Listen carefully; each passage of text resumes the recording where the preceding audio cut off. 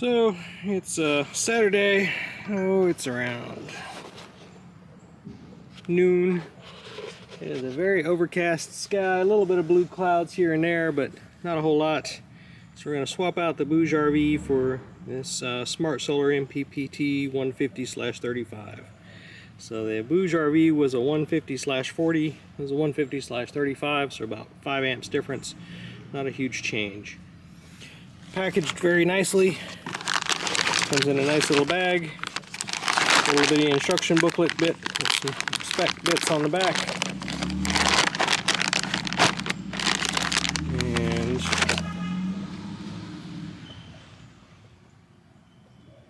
so this guy, 12, 24, 48 volts. And nominal PV power, 500, 1,000, 2,000 watts for this guy. So maximum PV short circuit 40 amps and maximum voltage of course 150, and that's the important one. Don't exceed your maximum input voltage. That's how you fry these guys. Nice heavy duty unit. Let's grab.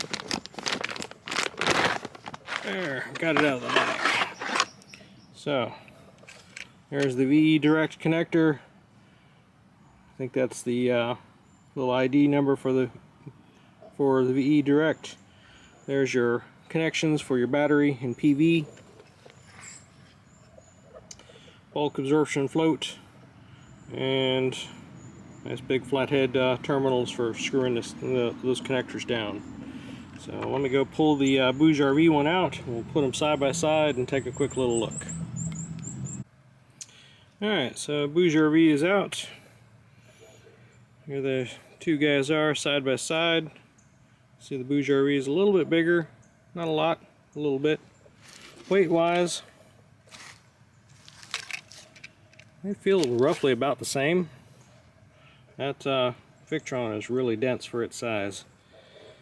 This guy has the little magnetic cover that covers your in and out. One thing, I'm not sure if this is a good or a bad. On the BougeRV, it's PV is plus minus and battery is plus minus. One thing that Victron does, they've got battery plus minus, PV minus plus. So maybe that's to keep the negatives together, possibly less likely of a short or something. If you accidentally touch something together, not really sure. But that's the way they have theirs set up on their various different ones. Alright, well, let's get this guy in there. According to the BougeRV, when I pulled the thing out, it said it was making 268 watts of power. I highly doubt that it's making 268 watts of power in this overcast sky, but we'll see what the Victron does. So it's mounted, power's connected up to it. Now it's time to set up the settings and see what it does. Alright, so when you first connect these guys up, pull up the Victron app, first thing it's going to have you do is pair it. The default pin code for these guys is 60000000.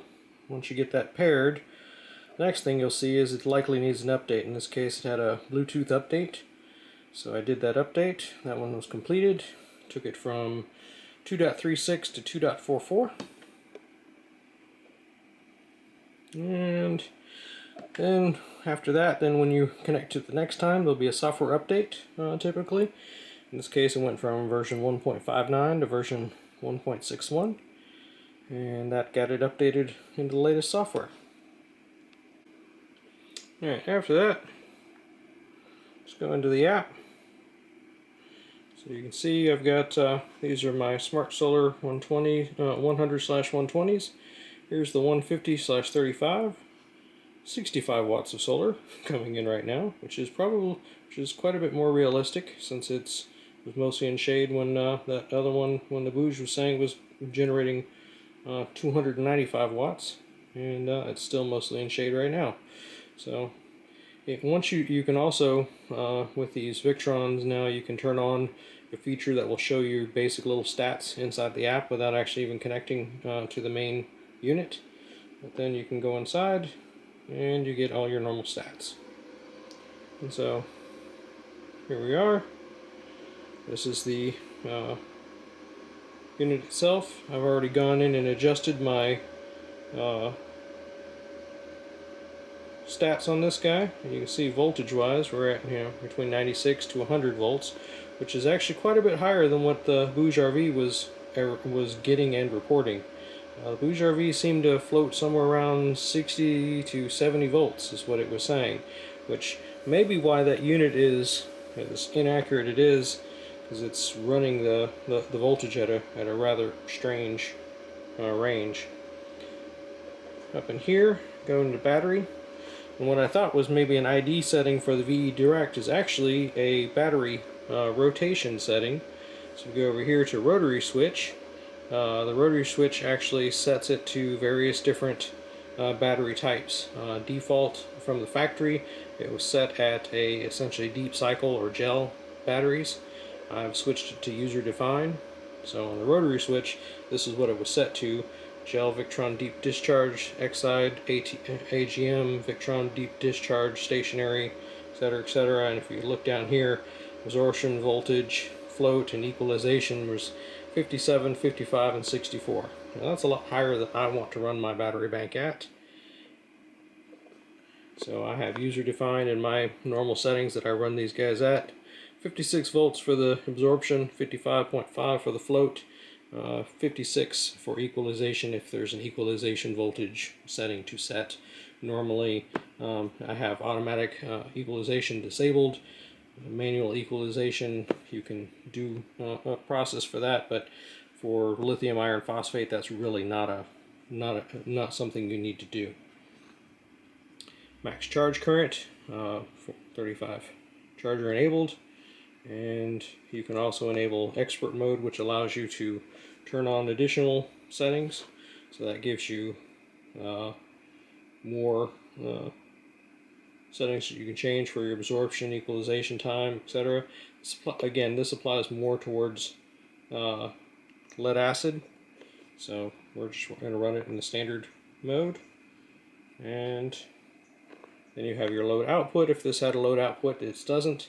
The street light mode, if it also has a load output, which again this one doesn't, so nothing to set for that. The TX port function, normal communication, and this is the VE Smart Networking if you're using the VE Direct to connect. And that's basically it. So it is up, it is running, and we will see what our stats end up being.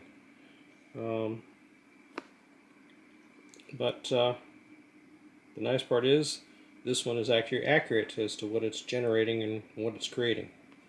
So there you go. We'll see how this guy runs, but if it's like any of my other Victron products, I expect that it will just work. Have a great day. This was the last screenshot from the BougeRV when I pulled the thing out. And you can see solar input 56.6 volts, saying it was generating 260 some watts, versus the Victron is at 99 volts and generating about 95 watts. So that's what I meant by this thing is just all over the place.